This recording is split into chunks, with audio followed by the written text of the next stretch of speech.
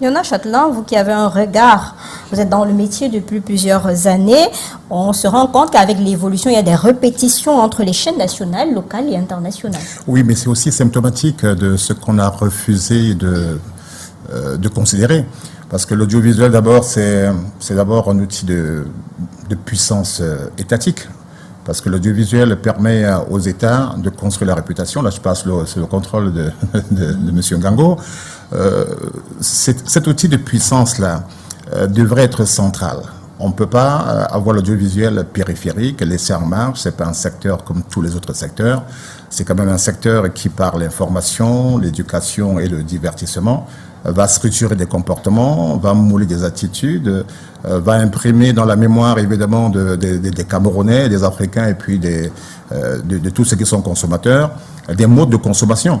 Et à partir du moment où on tient compte de tout ça et que sur le plan économique, on est capable de déboucher, on vous dit que le marché publicitaire africain aujourd'hui, c'est 8 000 milliards de francs CFA, et je pèse bien le chiffre, et qu'on vous dise que le Cameroun est absent et que la taille du marché publicitaire camerounais est de 25 000 milliards de francs CFA, vous imaginez l'Afrique.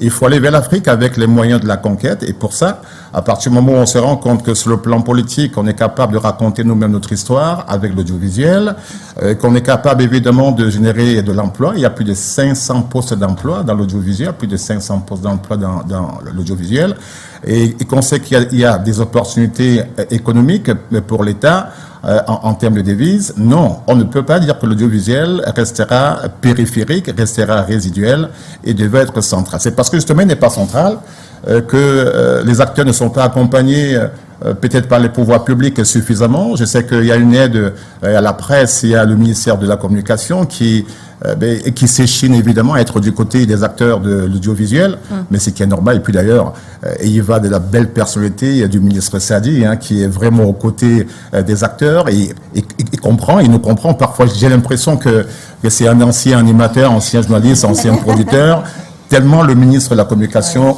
nous comprend. Mais sauf que c'est pas une affaire du ministère de la Communication, c'est une affaire de tout un système. Tout un système. Maintenant, vous étiez à dire que on est à se reprendre, mais c'est normal, mais parce que à partir du moment où on n'a pas eu un cap, on n'a pas eu une vision, on ne sait pas ce qu'on va faire de l'audiovisuel. Si on sait tout ce que nous travaillons pour la réputation du Cameroun, pour la marque pays Cameroun, automatiquement on devait avoir les moyens pour la marque pays Cameroun. Donc, à partir du moment où on n'a pas cette projection-là, on ne sait pas ce qu'on va faire de l'audiovisuel du Cameroun. Eh bien, chacun crée son microsystème. Et d'ailleurs, là, je me fais sourire Yolande parce que je tiens un peu l'expression d'elle.